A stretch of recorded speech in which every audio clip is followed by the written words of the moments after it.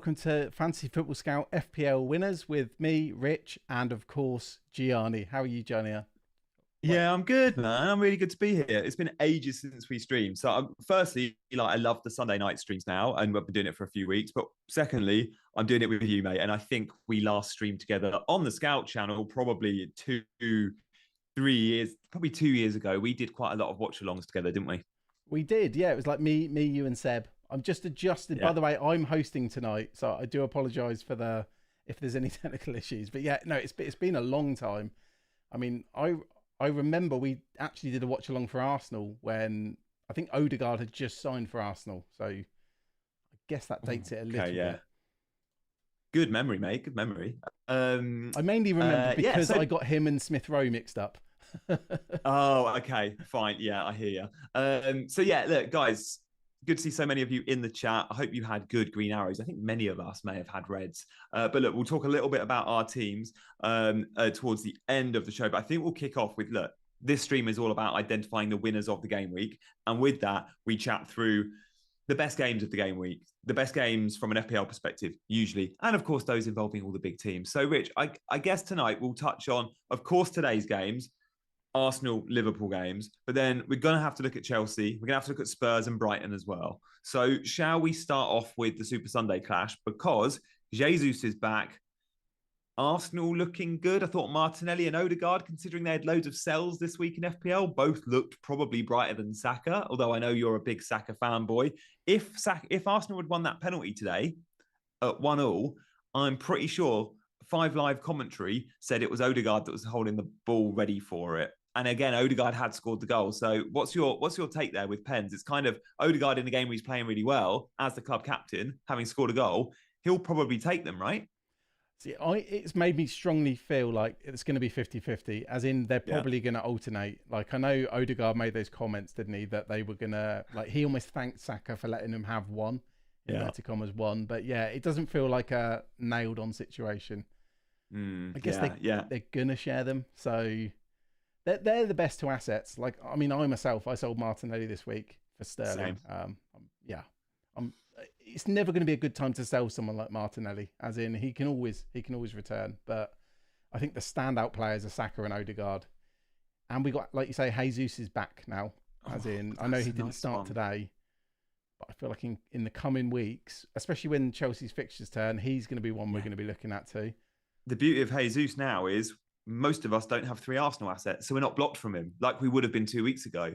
We've sold an Arsenal mid, or many of us have sold Gabriel, or even Saliba owners now, I think, might be looking to move on, which would be an interesting one. Let us know in the chat if you're a Saliba owner and what you're planning on doing, or indeed if you're a Gabriel owner. Good to see CH and Nobby, Abdullah, Dave and Adam and Gary all in the chat. We're reading all the comments tonight as well. We might answer 1 or 2 questions. So look, we've done a little bit on Arsenal. What about United? Because I thought it's hard after half an hour, but Rasmus Højlund's going to be a handful. He looked bright. Rashford on the left, that's exactly what we want. He's a long-term hold, I think, but many will look to ditch Rashford, maybe to Son. Do you think the goal today changes that? I think so. I mean, he could have had a couple, Rashford, today. Yeah. I'm just glad he's finally scored. As in, I know he got a couple of assists last week, but it is tricky because, I mean, United haven't looked incredible. And then when you're looking at Tottenham scoring 5 against Burnley, it's really hard not to want to make that move.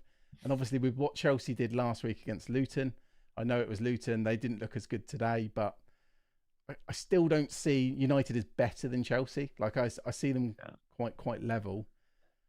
Yeah. But then game week 8, there's a good chance we want to captain a Man United player, potentially. Because, I mean, United are at home to Brentford. That's the same week that Arsenal play City. Is that at the Emirates? That's at the Emirates. Yeah. So there's if that was at the Etihad, I'd still go Haaland. But if it's at the Emirates, then yeah, that's the one where you go, I don't think I can go Haaland this week. That's the thing. But then Chelsea have? Would I want to cap? Chelsea have got their away to Burnley. So I guess you look at what Spurs did at Turf Moor, and it makes you wonder. And maybe it's too much forward thinking, because when you look at game week 5, I mean, I'd much rather have Son or Maddison. So home to Sheffield United, isn't it, for Spurs? Yeah, whereas United, but then they have 2 tricky ones after that. Do you think you'll have Son in your team game week 5 then? I don't think I will. I want him. Like, I mean, if I was going to free hit, if I was going to wild card, I would. And one of the reasons I waited on Maddison was because I wanted to see if Son was going to play number 9. Oh, I'm almost certain now he's on penalties as well. yeah, mate, Yeah. he's on. Yeah, I agree. Like the three we're looking at are Son, Maddison, Richarlison. Well, there's a good chance Richarlison won't be on the pitch if Son's playing number 9. And Maddison, with his record and the fact he's vice captain, not captain, it's Son on ped. Mate, I wonder if we can go to the Spurs game because I've got the average positions map. And I just want to point out Son's positioning for those that perhaps didn't watch the game. It was. I thought if Son plays down the middle, we'll see Perisic come in, but obviously it was Solomon. But the front three, and then I look front four because you include Maddison in that, looked really good, didn't they? And I think off the back of that result, it would be really hard not to play that same front three against Sheffield United at home. Yeah, I mean, I don't think that's going to change. I mean, Solomon was quite a surprise, as in I think he's the key to Richarlison not playing, which then potentially makes Son the better pick. Yeah. I really, really want one. It's just, though, it's this one game, because if you look, obviously they're at home to Sheffield United, who probably won't be playing the high line. And then we've got, I mean, 2 really tricky fixtures for Spurs. They're away to Arsenal, at the Emirates. Then they're at home to Liverpool. Liverpool, who I guess we'll get onto in a little bit, looked much, much better today, even without Van Dijk. So they're kind of like, we want them now, but then will we want them next week and the week after? A bit like, people who wanted, say, Bowen, West Ham assets this week. Yeah. They then go into 2 tricky fixtures.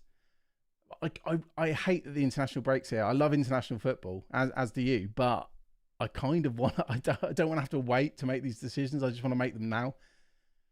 I don't think there's too many others in the FPL community in terms of content creators, certainly for Fantasy Football Scout, that do love international football as much as me and you, mate. I know. We are right up there, aren't we? I was gutted about Pickford.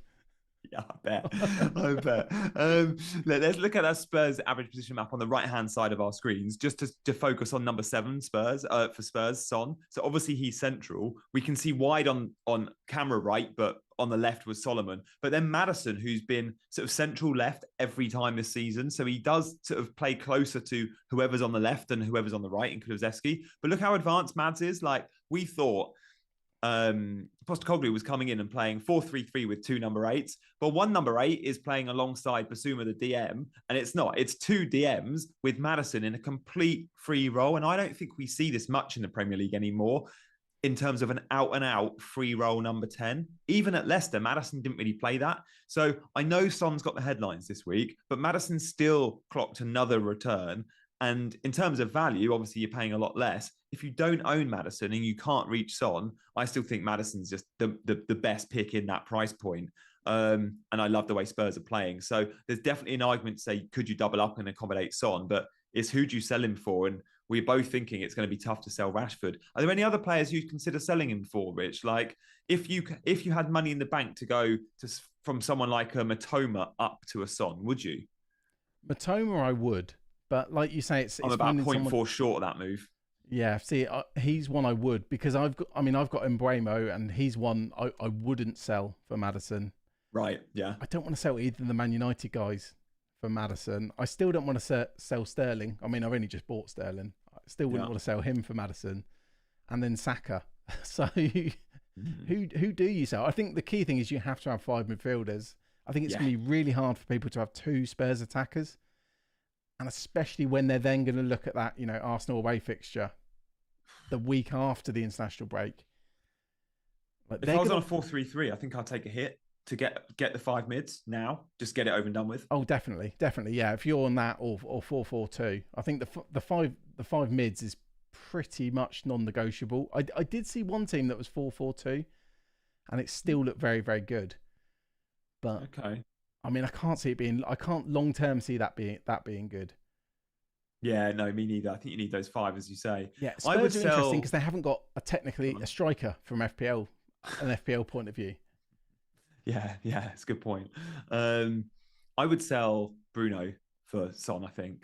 I wonder if that luxury midfield pick, like let's say Son's the luxury midfield pick in Gameweek 5, do we need that many transfers elsewhere in our team? Like, the front attacking lineup in terms of striker spots feels like, fairly set and forget. The defenders, we're not seeing the need to make too many transfers. yeah, maybe we'd like to make a goalkeeper transfer or two. But I wonder if we could just go, we're going to go Maddison because he's got a great fixture. And then we're going to go back to whoever with a good fixture game week 6, Foden, whatever. I wonder if we could just have fun and go for 1 week punts with that not fifth midfielder, but with that luxury midfield spot. Like that's the dream scenario, but there's always just seems like there's probably another fire to put out elsewhere. And also, I guess you touched on it earlier, but people sold Martinelli earlier this week. People sold Odegaard earlier this week to bring in like a. Well, they're not really punts because Maddison and Sterling you're probably going to want like, at least mid-term. But the midfielders are so good. I don't think it's like a guarantee unless like a player's injured or a player gets suspended. Yeah. I just don't think there's any guarantees. And I mean, there's not many clean sheets either. Like, teams play, I mean, how many were there this week? Was it 2? 2, I think. Yeah. Liverpool was one of them. Yeah. We should move on to Liverpool. That is a nice little segue there. I will. I think, there we go. I think Trent was back on 3 bone. If Trent returns in a game of football and keeps a clean sheet, he is so good in the BPS that he usually lucks out in the bonus. And again, I think he did today. Guys, good to see so many of you in the chat. If you can hit that like button, that'd be amazing. And also, if you haven't already signed up to the Scout members area, do check it out. We're using loads of info from the Scout members area today. And Liverpool, again, I just wanted to show the average positions to check out where both Trent and Cash played, because I think the defence for both Liverpool and Villa is interesting, because Villa have been so good under Emery, and we like 4.5 million defenders, and Villa have got a few of them. Cash was so attacking last week where he got his brace.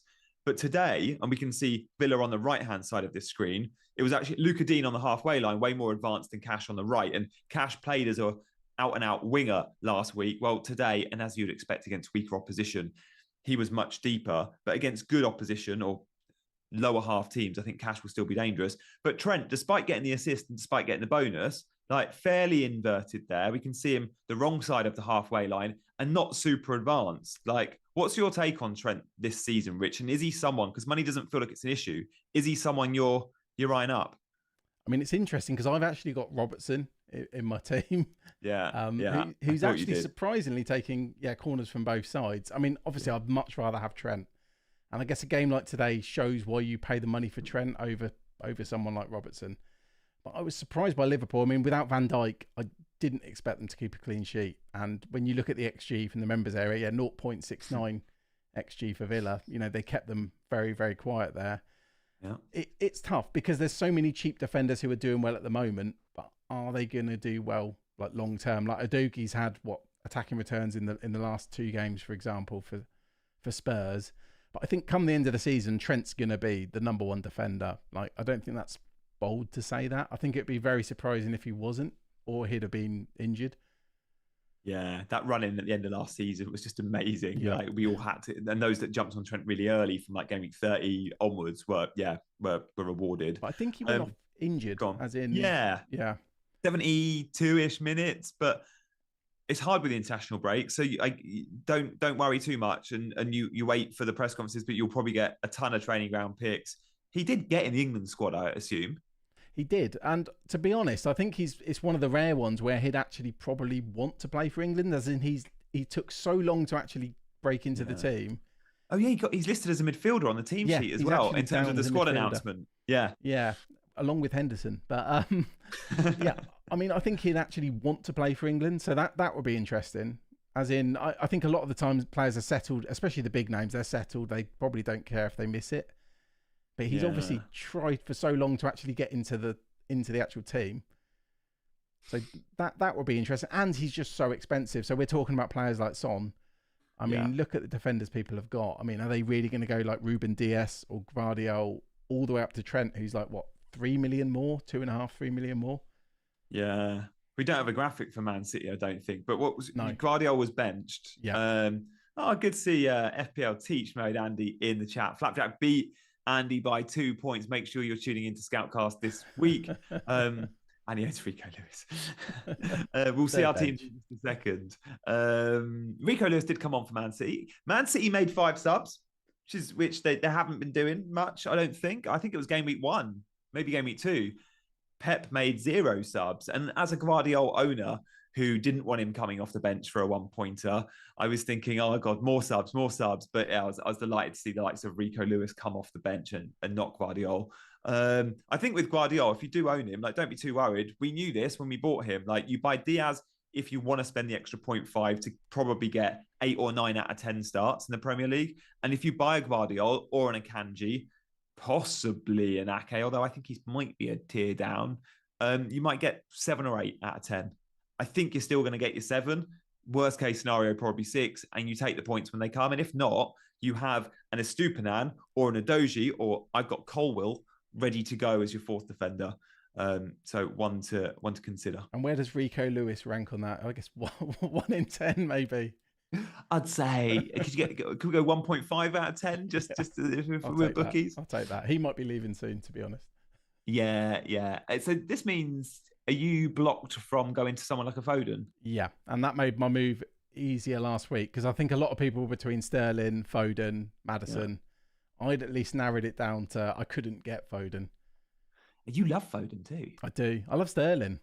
Yeah, to be fair, we like very similar style FPL players. Like, they might be X minutes risk. Like, are you a Jota? Because I'm a big Jota fan. Yeah. Like, I don't care if they're not 90-minute men. Or I don't even care if they're not now to start. If I'm like, the team's firing and when they're on the pitch, they're getting huge shot volume. Like Darwin last season, I think I punted him in game week 2, got sent off. Yes, I remember that.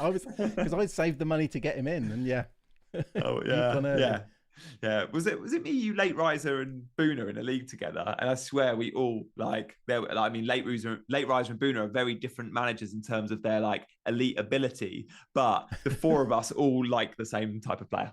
We do, yeah, and that's why we started that league, because we were ranked quite lowly because we took a few risks that season. But it was a season where if you punted, you were really out. I remember I went triple City like for the first few game weeks and ignored, Salah to have De Bruyne, and City kept drawing games 0-0. It was like City never draw games 0-0. What's going on? It was, I think there was a lot of people doubled up, and Stone scored a brace that season. I think we'd gone for the attackers. Yeah, there was I was all out of attack by then. It was a double game week, wasn't it? With Stone's header. That's the one. But yeah, there doesn't seem to be any clean sheets this season. Like we said, Liverpool were 1. And I actually can't remember who the other clean sheet was. Oh, it was Forest. Of course it was Forest. Forest, who, by the way, have been, like, game week 1 at the Emirates, Arsenal put up less than 1 XG. That doesn't happen at the Emirates. Like, for Arsenal to be so quiet, I was like, okay, Forest are probably quite serious. Okay, now a couple of clean sheets. Many of us benched Turner for Onana, or I did, if you had both. And Forest looked really good defensively this season. Very, very different to last time out, especially away from home. Although Jackson, that miss. Yeah. What was the XG on that, do you reckon? I'm guessing here. I would give it like a 1, but I imagine it was like 0.7, 0.8. Like, well, if a penalty is 0.78, I know you've got no one in front of you for a pen, but it's got to be 0.78 or higher. It must be. I mean, the goalie was there, but still, it was, the goalie was there. So it was so close. I mean, that was the only difference. I mean, if the goalie wasn't there, it would be. It was on a bounce as well. It wasn't a slight bounce. Does XG care about the bounce in front of you? I don't know. We need Seb. Where's Seb? Seb would know. I'll ask him. I'll send him a message. And there are different XG models. It is worth noting. If Seb is watching, he'll be going, there's different XG models. Kieran says Forest are a good side. They are. And they bought tons of players. I hope that doesn't disrupt them too much. But yeah, super impressive. Well done, Forest. It was disappointing as a Chelsea fan to see that. And also the goal from Malanga completely comes from an error. And it looked at half time, and you should never judge a game at half time. It looked like Chelsea clean sheet was absolutely locked. And I had double Chelsea defence. I was thinking, it's quite a nice differential. But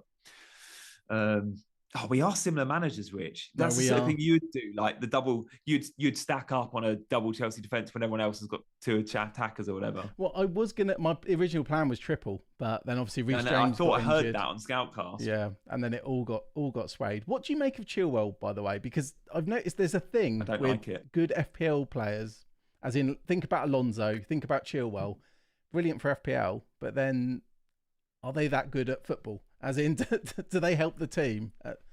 Is that harsh? The fact he's being subbed off is telling. Yeah. Like, you could very easily, in a game you're losing, sub Colwill, put Chilwell left back in a 4 because you've got the ball tons and you can still be advanced, and then go, I'm going to put my attacker on down the left. Poch is viewing Chilwell as a winger, not as a defender or even as a wing back, which is really interesting that he's not willing to even put him there for the last 20 minutes of a game he's chasing. I thought that was a bizarre. And if he's like, oh, Colwill was playing well, take one of your centre backs off and put Colwill at centre back and keep Chilwell at left back. It just shows like the manager clearly rates him as a leader and a presence in the dressing room to make him vice captain, sure, but he doesn't absolutely fancy him to be closing games, because that's twice now we've seen sort of 70-ish minute subs.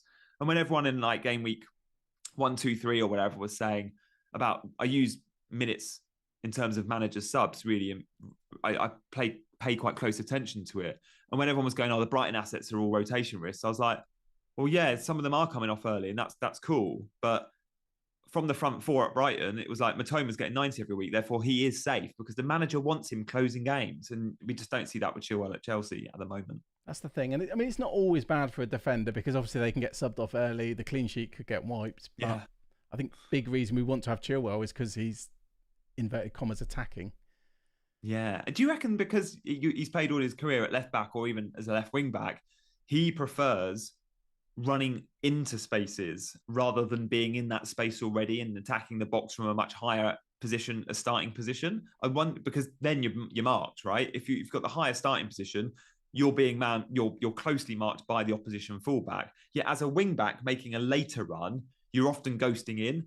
And I wonder if that's got something to do with it, because he hasn't played his career as a wide forward, and he's being effectively asked to play that role. I don't remember him being that attacking at Leicester.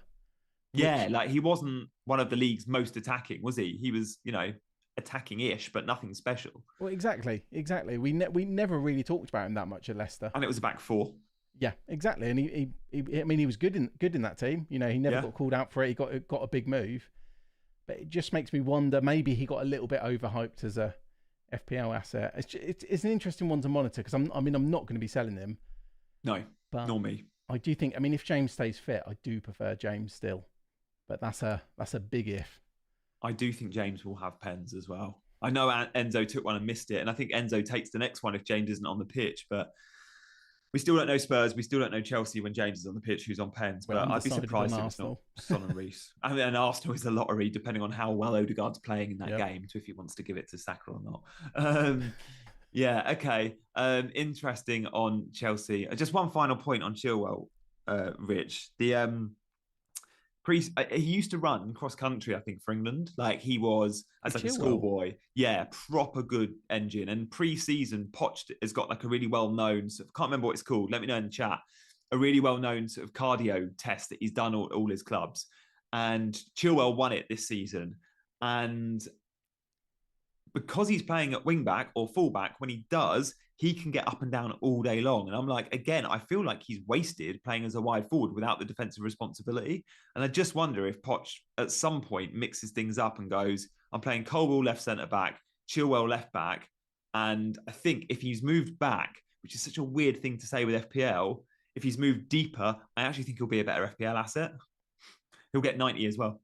Yeah, and that's the main thing. But then I guess what comes into it then is price. And if James is back, some of us are going to be tempted. I know I am. But you've got so many good assets at the moment. Do you feel like it was a blip? I don't know. Because Luton didn't look that bad against West Ham. I know a lot of people were saying, well, Chelsea were playing Luton. And I know Luton were at home in this game. Yeah. West Ham are quite, I was going to say they control, but quite boring. As in, they're not going to try and go out and smash a team. Even the Brighton game, they won heavily. They conceded possession and just, it was a Moyes masterclass in a way. So maybe it's not easy to read Luton off that game either. True. I probably would have punted on Sterling because it was a fun thing to do. Like I don't know, I would have gone Foden and Maddison first because I love those guys. But I get why people went Sterling and Jackson for a double up. But I did wonder off the back of the Luton game, I was like, we need to remember this is a Chelsea squad that have been like the lowest scoring team in the last however many months going. Like they don't score 2 goals plus a game. It just doesn't happen. So to double up on the Chelsea attack, we can only have 7 attackers. Maybe, and for those that have gone there with hindsight, you might go, yeah, it was perhaps a little bit eager. And I look back and think, yeah, I'm quite pleased I'm not doubled up on the attack, especially if you doubled up the attack and you got You got Chilwell. The chat I knew would know. Adam came in with bleep test. No, I that is the only cardio test I'm aware of, and no off the top of my head. I used to do that one at school. But Maresic says the gay contest, and I'm pretty sure that is the one. Torben says Cooper test. I'm not sure what that is. Maybe. I don't think Kylian Chilwell will be dropped. I don't think we need to worry about that. Chatspot says, was Sancho sold by United but forgot to tell the fans? Sterling too inconsistent. I'm not a Chelsea fan, says Adam. And yeah, consistency has been an issue with Sterling in a Chelsea shirt. But we did see the form against West Ham. We saw it against Luton, and those that punted for Luton were heavily rewarded. Let's move on. Guys, do like that stream if you fancy hitting that like button to show support to me and Rich this Sunday evening.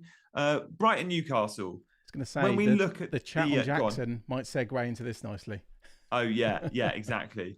What was your initial take from this game? Because it was a load of fun. It was. And I did watch. This is the most game I watched this weekend. I did tell you, though, didn't I? I thought it had finished 3-0. I went into the theatre. I didn't know that Newcastle, Callum Wilson had scored in the 92nd minute. I just given up watching it. I mean, it was quite, I thought at times it was quite even, but maybe it was how Brighton managed the game. Newcastle didn't really do that much until the second half. I think Pedro's at one I find hard to judge. I know he's still quite young. He looked very good off the bench, like as in last weekend. So yeah, and Ferguson, obviously, he's been highly rated. It feels like forever, even though he's only 18. But obviously, the XG of his goals was low. I don't want to take it away from him, but I think there was some luck in getting a whole hat trick. As in the first one fell to him, the third one was a huge deflection, massive deflection. Yeah, the second one was incredible. I mean, they were all good finishes. Don't get me wrong for an 18-year-old, but I think we need to maybe step back. You know, he's not on penalties, for example. He's forced some good saves this season early on as well. And I think he hit the post maybe game week 1 when he came off the bench. So yeah, he definitely, when I watched that Brighton team with him in it, it definitely looks a lot, one, better, but two, big chances do seem to fall, not big chances seem to fall his way. Like, I feel like when I'm watching João Pedro, or even if I'm watching Enciso, I'm like, oh, okay, some games you might watch and you go, oh, okay, they've had one shot. But Ferguson has plenty per game. Welbeck, to be fair to him, also has a ton of chances, but again, just is never going to be as efficient in front of goal, I don't think, as Ferguson. I am interested in Ferguson for better fixture runs, but if you've already got Matoma, then perhaps you've got that attack a little bit covered and their fixtures have turned. This is the average position map, the average heat map, average touch heat map of both teams. And it's really interesting to see this and go, if you were looking at this, you wouldn't necessarily see a dominant team. You'd go, okay, Brighton on the left-hand side, sure, the keeper was heavily involved with the big patch of red, and we know they play out from the back. But in terms of like touches in and around the box, the opposition box, it's pretty similar, right? There isn't much in it. And when you look at the XG from this game, again, it was pretty similar. Both teams clocked a very similar number for XG. But when you watch the game, I felt like Brighton were just in complete control throughout, which is why when we look at stats and eye testing, they go hand in hand, and they're so important because sometimes one of those things doesn't fully tell the whole story. If you just watch the eye test, you'd have gone, Newcastle's XG was probably not great, and they never had the ball, and their average positions were rubbish. But actually, these stats back up that it was a fairly level game, but Brighton scored goals at the right time, were clinical with their finishing, and felt comfortable and dominant in the football match. And Brighton can do that to very good teams. Like, they can control a football match against good opposition, and they're everyone's second favourite team, aren't they? You're right. No, you're right. And also, while you were talking now, I did feel a bit harsh saying Ferguson was lucky for the first goal, because you make a good point that someone like Pedro wouldn't be in that position.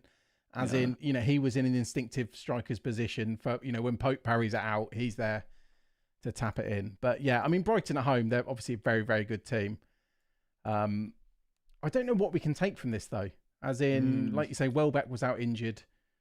Ferguson's a good asset, but he's not on penalties. I mean, would you rather have Ferguson than Jackson, for example? Who, when talking about XG, Jackson must have put up more or the same XG than Ferguson, ironically. Yeah, I think with the fixtures in mind, I still would probably stick. But Brighton in the good fixtures, and this was a tricky fixture for Brighton, and they still go and score 3 goals.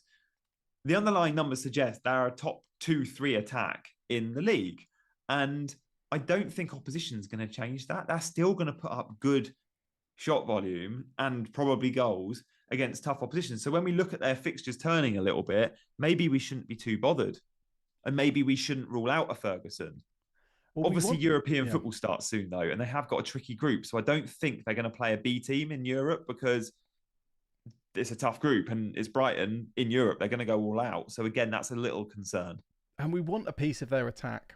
We talked about midfielders already, how hard it is to find one. So ideally, that was kind of the appeal of Pedro, as in it was a less desirable position, and we've got the penalty taker for them. So I mean, maybe someone like Ferguson, if he was nailed, would be a good option at striker, because I don't see where else you're going to get that. It's also quite ironic how Brighton haven't looked good defensively, but in this game they actually did against Newcastle, who are a very potent team.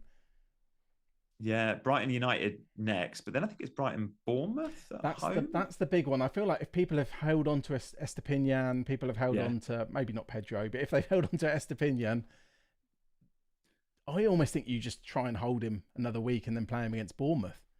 Because I mean, I was surprised it is EO. I mean, you benched him, but he came on for you, didn't he? Like 75% EO.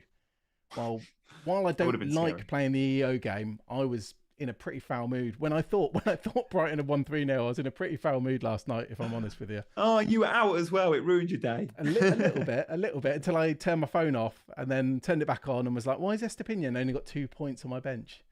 Yeah. Mate, let's have a very quick look at our teams then. Yes, we'll start with yours. Oh, do we have to?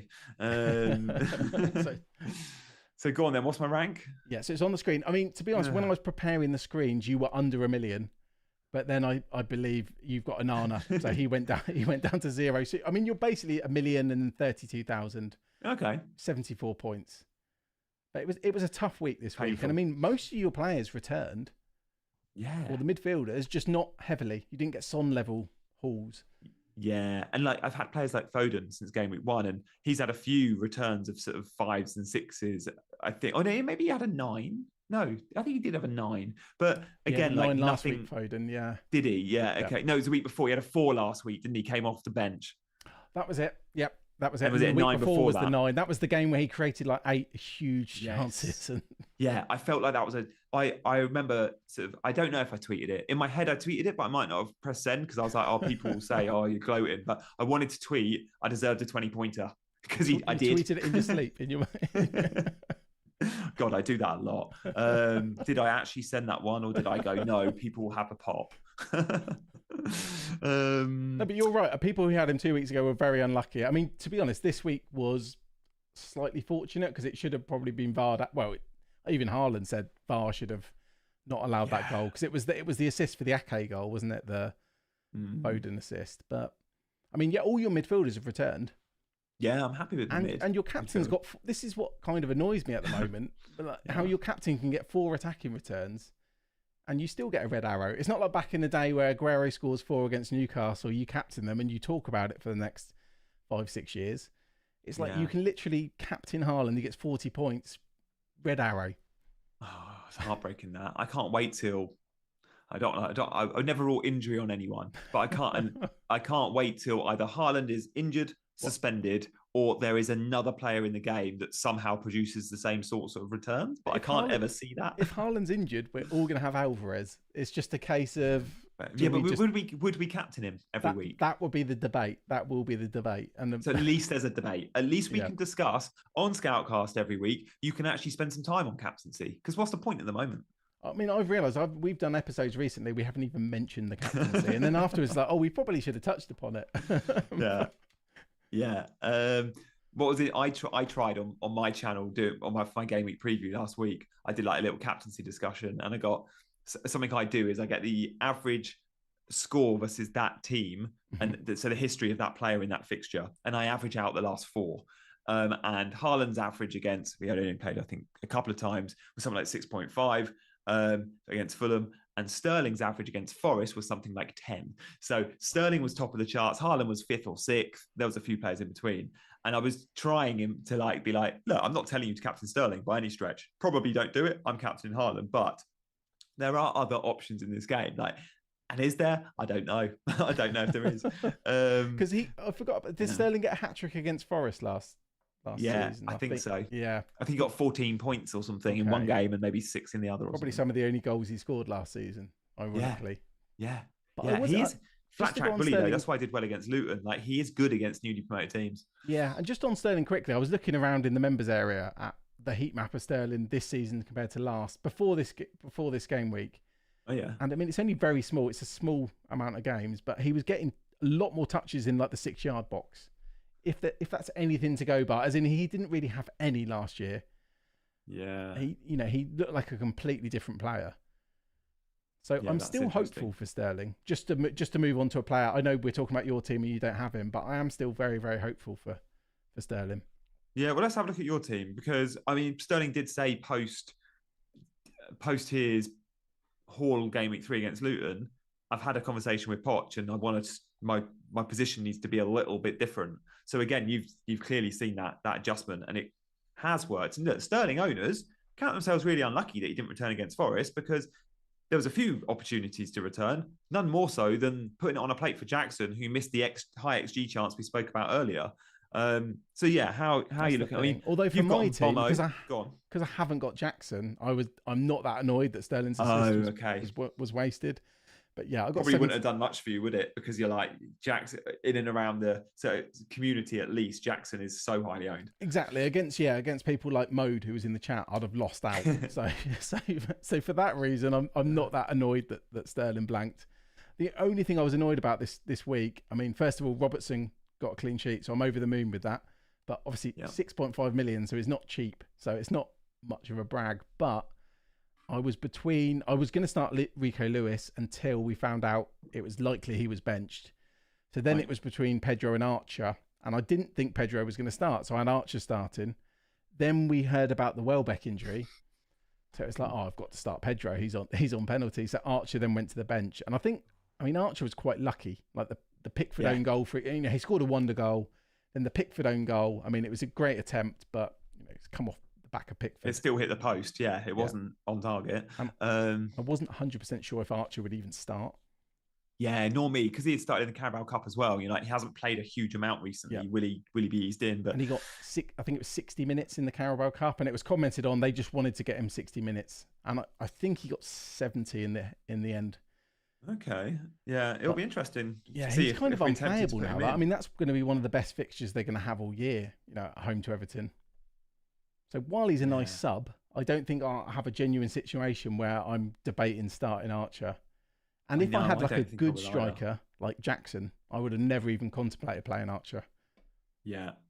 Fair play though. You had Archer first sub instead of a Stupinan. Knowing that Stupinan high EO, you still had. I had a Stupinan first sub, Archer second. Yeah, I mean it's the same result though, isn't it? Yeah, I had him first sub. Same result. Yeah, we both. Yeah. Also, imagine I played Lewis and he'd blocked Archer coming in. Oh my god. You'd have been a foul mood all international break, mate. Would have been. So plans for the next couple of weeks. We just enjoy the international football, and we try and look. We continue FPL content. And we think about our teams, but don't make any rash changes early. Forget about price rises early, because so many injuries in international breaks. We see it all the time. We'll be looking at things like flight times for those going to South America and Asia. I haven't even looked at Sons, but again, just consider that. Again, you'll see lots of content around that. I need to look at Pedro. Actually, would he even be in the Brazil squad? Probably not. No, I doubt it. I think he maybe has had a cap. Well, maybe it's just under 21 caps. But then Richarlison was starting for them. No, he hasn't had a cap, actually.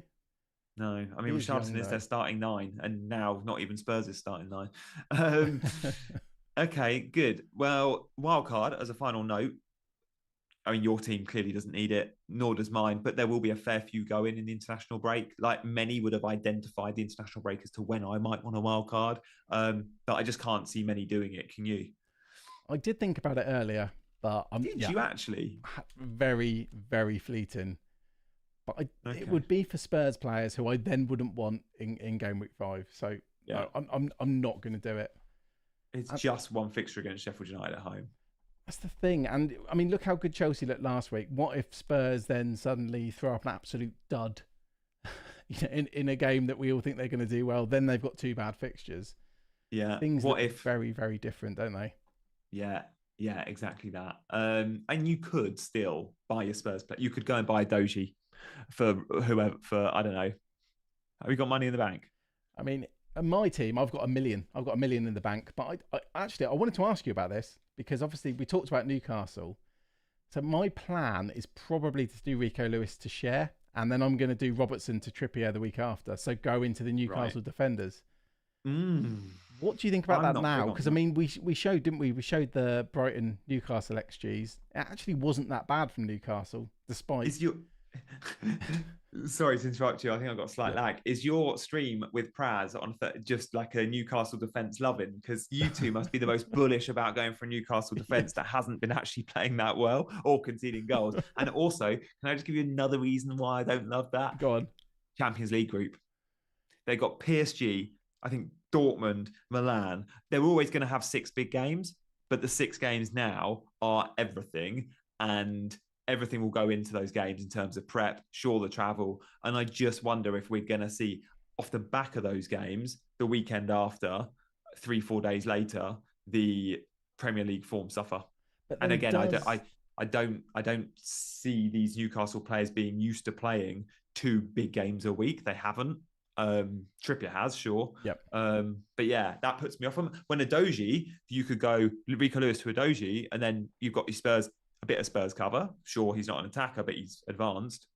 Yeah. But does Newcastle lose into Liverpool when I mean they were winning the game against 10 men. Point. Then they've lost against Brighton, who are a team they're a team challenging them, but you'll think Newcastle think they're better than Brighton. Yeah. Probably 2 teams that actually Newcastle want to be better than is Liverpool and Brighton. They've lost both of those. So can they actually put all their eggs in the Champions League basket? Because I think they'll do well in the Champions League group. That'll be hard to play, wouldn't they? But if they don't, will they want to go into the Conference League or something because they've thrown it all away, trying to do well? It's difficult, isn't it? Because I guess we can make narratives for everything. And I know me and Praz were probably talking about Newcastle too much, but that's why I wanted your opinion on it. No, I love you and Praz talking Newcastle, mate. And look, you've got every right to be bullish on that defence. There's no right and wrong here. But just one I'm personally not that interested in. But I wouldn't be surprised if in a couple of weeks I'm buying a cheaper Newcastle defender. But for the time being, if I don't own a Doji, which I don't, he's probably the guy I'm looking at, because even when Spurs don't keep a clean sheet, I just feel like he's going to be involved, and they're going to have games where they score 4 or 5 goals, and he'll pop up with one. I owned him in Serie A fantasy last year at times, and he was amazing for Udinese as a player, but also a fantasy option. That's something that put me off, actually, was someone saying that he played as a wing-back for Udinese, and obviously he's playing for Spurs now. He's not, but, I mean, he's doing well, and he's 4.7 now as well, so there's that kind of part of me that's like, oh, everyone else got him for 4.5. Yeah, I know that feeling. Yeah. He's also a threat at set pieces. Like, not many fullbacks give you aerial threat in the opposition box. And again, he's someone they'll send up for corners like a centre-back. And I think pre-season, don't quote me on this, I think he scored a header pre-season. So yeah, he's a threat. But nice. I didn't realise that, actually. Yeah, that does sound quite low. He's really tall for a fullback. I'm trying to think of fullbacks who were good in the air. Alonso was quite tall, wasn't he? But he was all right in the air, wasn't he? Yeah. Probably just mainly tall, like yourself. Yeah.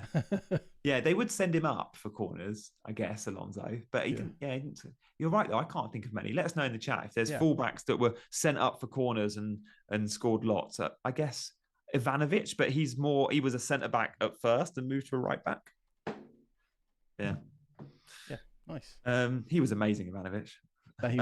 He was. Yeah. One of the first premiums. Yeah. Mate, I could chat to you all day, but we're going to wrap. I'll speak to you, I'm sure, very soon. But thank you guys in the chat. Do hit the like button on your way out. If you're not already a Scout member, do go check the Scout members area out. Rich and I will be back on your Scout channel and similar in the not too distant. But for now, he's been Rich. Did I say Az? I heard the name Az. I didn't know if you were talking about me, but I'll take it. I'll be called anything. Doesn't matter. It's been a long weekend, mate. I'm also nursing a major hangover. God. But for now, I'm going to wrap us up.